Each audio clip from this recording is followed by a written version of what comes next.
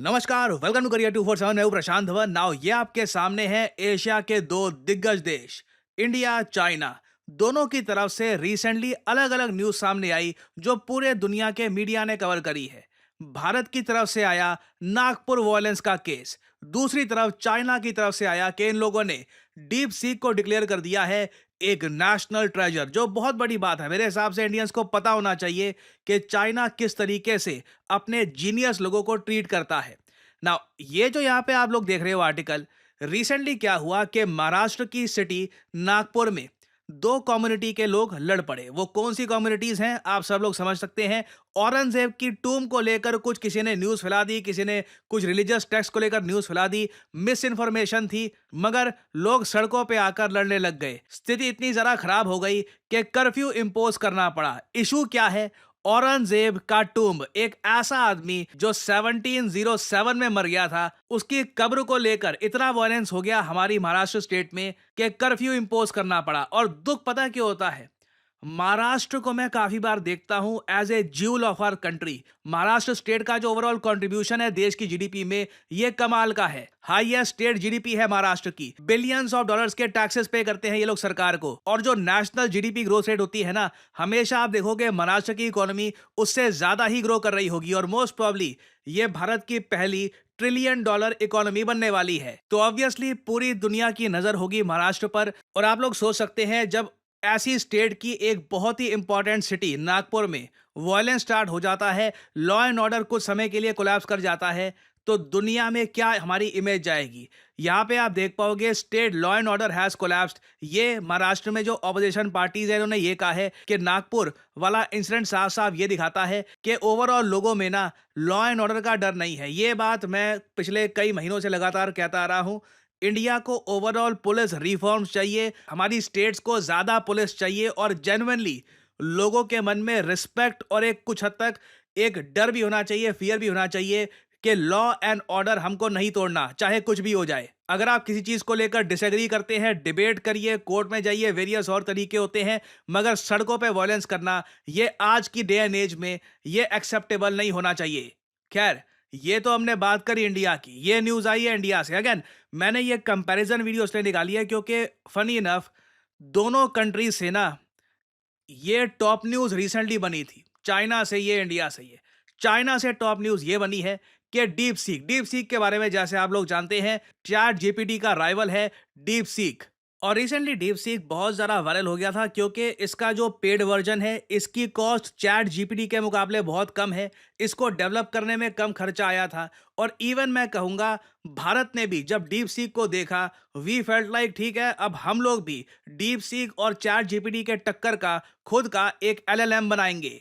और ये बात हमारे देश के कई ब्रिलियंट लोगों ने कही है। फॉर एग्जांपल इन्फोसिस के मोहनदास पा, इन्होंने रिसेंटली कहा है कि जो फ्रूगल इनोवेशन करने का तरीका है ना डीप सीक का, इंडिया को इसे अडॉप्ट करना होगा। फ्रूगल होता है कम खर्चा करके, मिनिमम खर्चा करके आप कुछ एक प्रोजेक्ट बनाते हो, वैसी ही सोच भारत को रखनी होगी। डीप सीक से इंडिया काफी कुछ सीख सकता है। और चाइना की सरकार रिसेंटली क्या करती है? चाइना की सरकार डीप सीक को दे देती है एक नेशनल ट्रेजर का दर्जा। ये बहुत बड़ी बात है। इसका मतलब क्या है?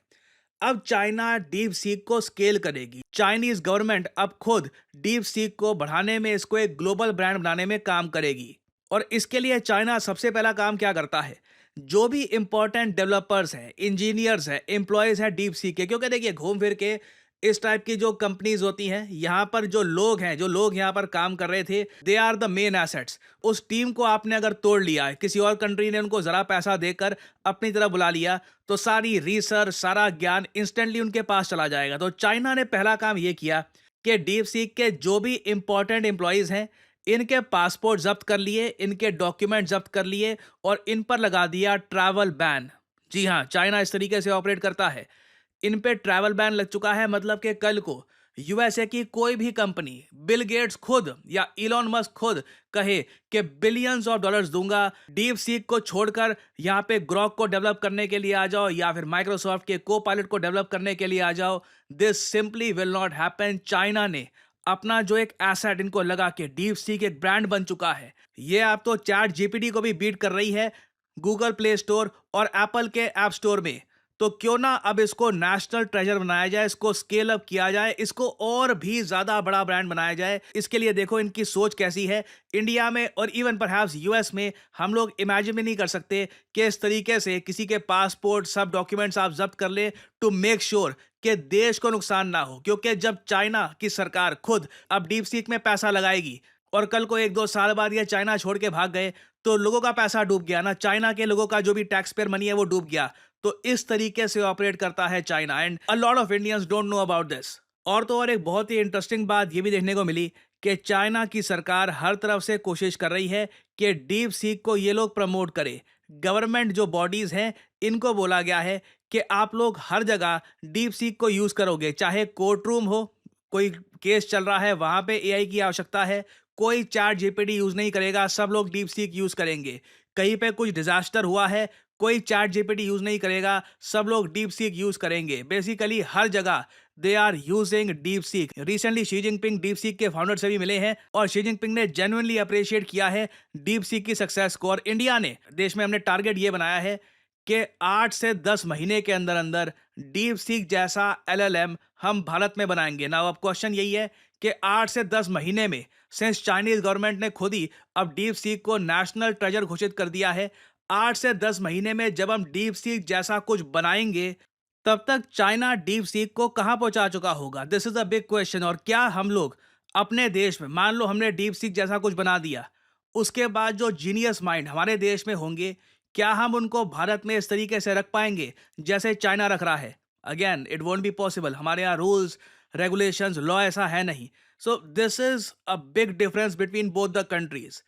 लॉ एंड ऑर्डर को लेकर एक लोगों में डर है चाइना में, और साथ ही साथ इन्होंने अपने रूल्स और रेगुलेशंस भी ऐसे बनाए हैं जो अल्टीमेटली कंट्री को बेनिफिट करते हैं। और अनफॉर्चुनेट बात यह है कि भारत में जो मेन स्ट्रीम मीडिया है वो इस बात को लेकर क्वेश्चन पूछ रहा होगा, इस बात को लेकर डिबेट हो रहे होंगे कि जी पहला पत्थर नागपुर में किसने फेंका, किसकी गलती है। जबकि the main issue should be कि इंडिया को ना सिर्फ ज्यादा पुलिस चाहिए, पुलिस जरा तो चाहिए ही चाहिए, जो मैंने आपको पहले बताया हुआ है। पर लाख पॉपुलेशन के हिसाब से अगर हम देखें तो 158 पुलिस पर्सनल भारत में आपको मिलेंगे, जबकि यूएन ने कहा है कि कम से कम 222 के आसपास तो ये होने चाहिए। ये हमारी अभी तक स्थिति है। इंडिया को ना सिर्फ और पुलिस चाहिए, वी नीड बेटर पुलिसिंग, ताकि ऐसे इंसिडेंट्स फ्यूचर में ना हो। किसी को मतभेद है, डिबेट करना है, सिविलाइज तरीके से डिबेट करिए, नहीं तो महाराष्ट्र जैसी स्टेट में ऐसा होगा तो इससे इंडिया की ग्लोबल इमेज हर्ट होती है। नाउ फाइनली यहाँ पे आप लोगों से मैं एक सवाल पूछूंगा। यूएसए ने रिसेंटली एक देश को डिक्लेयर कर दिया है, ये है एक सेंसिटिव कंट्री, क्योंकि रिसेंटली यहाँ पर पॉलिटिकल इंस्टेबिलिटी बहुत ज़्यादा बढ़ गई थी। तो यूएस ने कहा है कि ये है एक सेंसिटिव कंट्री, और इस कंट्री ने काफ़ी प्रोटेस्ट किया है कि हमको सेंसिटिव देश ना बुलाया जाए। बताइए यूएस ने रिसेंटली डेजिग्नेट किया है किस देश को एक सेंसिटिव कंट्री? ये है यहाँ पे आपकी options: Bharat, south Korea, Australia या कनाडा। कमेंट सेक्शन में करिए उत्तर। जो लोग देंगे सही आंसर उनकी कमेंट को मैं दे दूंगा हार्ट, ताकि बाकी लोग समझ पाएं कि सही उत्तर क्या है। देखिए करियर 247 मतलब जॉब अपॉर्चुनिटीज। ऑलरेडी आपने देखा होगा कि हमारे एक्सिस बैंक प्रोग्राम के अंडर कई लोगों को ऑफर लेटर प्राप्त हो चुका है एक्सिस बैंक डेप्यूटी मैनेजर की पोस्ट के लिए। और अब पहली बार करियर 247 आपके लिए लेके आया है हमारा flagship data science course with generative AI.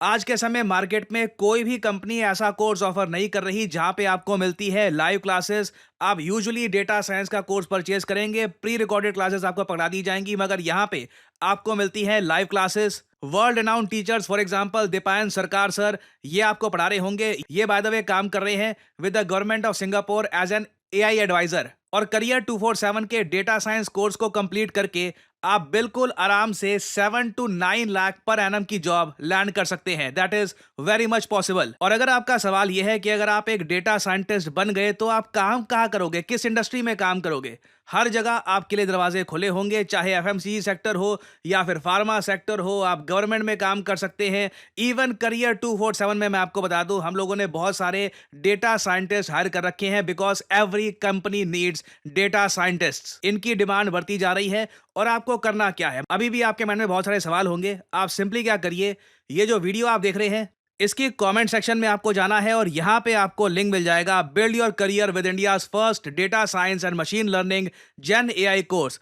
इस लिंक पर करिए क्लिक, यहाँ पे आपके सामने ये पेज खुल जाएगा। यहाँ पे अपना नाम, ईमेल, फोन नंबर और ऑब्वियसली यहाँ पे कोड डालिएगा PD10, ताकि आपको डिस्काउंटेड रेट पर ये कोर्स ऑफर हो। कोड आप अगर नहीं डालेंगे तो जो भी आपको प्राइस ऑफर किया जाएगा इट विल बी एलिवेटेड। तो मैक्सिमम डिस्काउंट पाने के लिए यूज द कोड PD10। हमारी तरफ से आपको कॉल आएगा, you can ask your question. और अगर आप खुद को देखते हैं as a data scientist in the future, then you can start with career 247 data science and machine learning with generative AI कोर्स। ऐसा कोर्स आपको वैसे मार्केट में मिलेगा नहीं, विद लाइव क्लासेस और साथ में आपको वेरियस और टूल्स भी मिलेंगे। और बाय द वे, इस कोर्स से रिलेटेड और जानकारी मैं वेरियस और वीडियोस में आपको देता रहूंगा। सो अगर आप इंटरेस्टेड हैं, use the code PD10 and get in contact with the career 247 consultant. और इसी नोट के साथ यह है वीडियो कांत। Thank you for listening and as I always say, may the gods watch over you.